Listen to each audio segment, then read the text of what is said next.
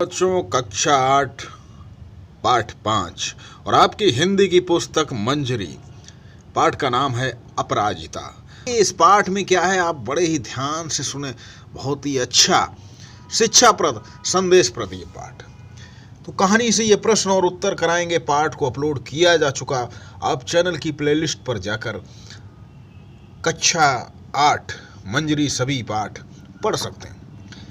पहला प्रश्न, कौन कौन से कथन सही हैं? हमें अपने जीवन की रिक्तता बहुत छोटी लगने लगती है जब। तो हमें अपने जीवन की रिक्तता तब छोटी लगने लगती है जब हमारे कष्टों से बड़े कष्ट को कोई हंसकर झेलता दिखाई देता है। प्रश्न 2, लेखिका क्यों चाहती थी कि लखनऊ का युवक उनकी पंक्तियां पढ़े? लखनऊ के एक युवक का केवल एक हाथ कटा था, जो एक उच्च शिक्षा प्राप्त था।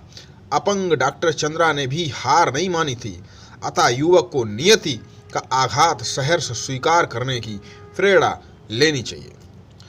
प्रश्न 3, डॉक्टर चंद्रा की कविताएं देखकर लेखिका की आंखें क्यों भर आईं? देखिए, कहानी आपने सुनी है, पढ़ी भी है, फिर भी मैं थोड़ा सा बता दूं।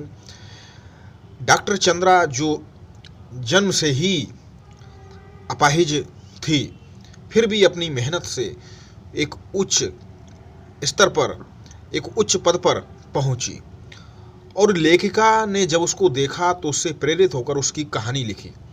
और इसी में डॉक्टर चंद्रा की माँ भी है, जो डॉक्टर चंद्रा की मदद करती हैं। साथ ही एक लखनऊ का युवक है जो जरा सा उसके साथ दुर्घटना हुई और वो हताश हो जाता है।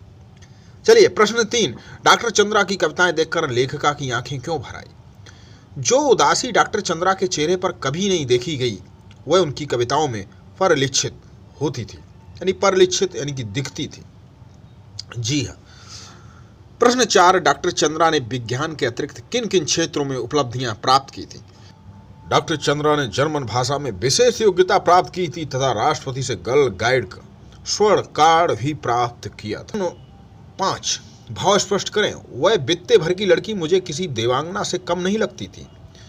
तो भाव है कि निचला धड़ निर्जीव हो जाने पर भी वह नियत को अंगूठा दिखा अत्यधिक आत्मविश्वास पूर्वक अपनी उन्नति के निरंतर प्रयास करती रहती थी।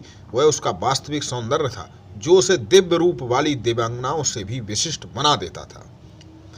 खा, 5 का खा, पूरा निचला धड़ शून्य है, फिर भी बोटी बोटी फड़क रही है। धड़ शून्य होने पर भी वह जीवन में कुछ करने की चाह रखती थी। गा, मैं चाहती हूं कि कोई मुझे सामान्य सा सहारा भी ना दे।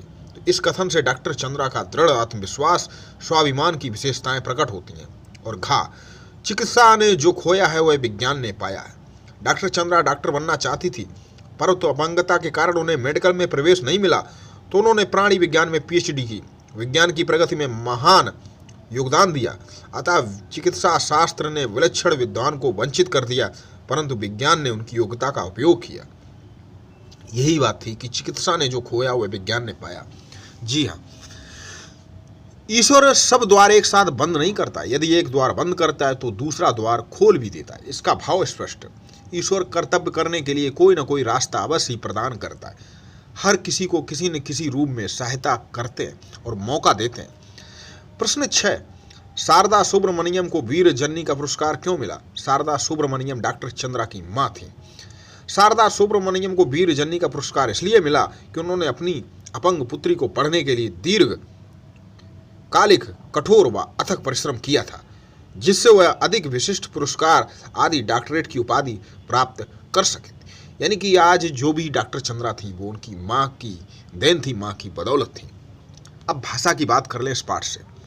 यातना शब्द संज्ञा है, इसमें प्रद प्रत्यय जोड़ देने से यातना प्रद शब्द विशेषण बन जाता, यानी प्रत्यय यानी कि शब्द के बाद में जुड़े, जिसका अर्थ है कष्ट देने वाला। नीचे लिखे शब्दों में प्रद जोड़कर कोई नया शब्द बनाइए। कष्ट, कष्ट प्रद। आनंद, आनंद प्रद, यानी कि आनंद देने वाला। लाभ, लाभ प्रद। हानि, हानि प्रद, हानि देने वाला।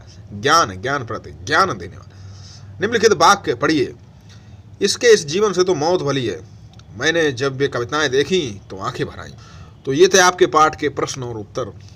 चलिए मिलते हैं अगले पाठ और कविता के साथ। तब तक के लिए आप सभी को नमस्कार।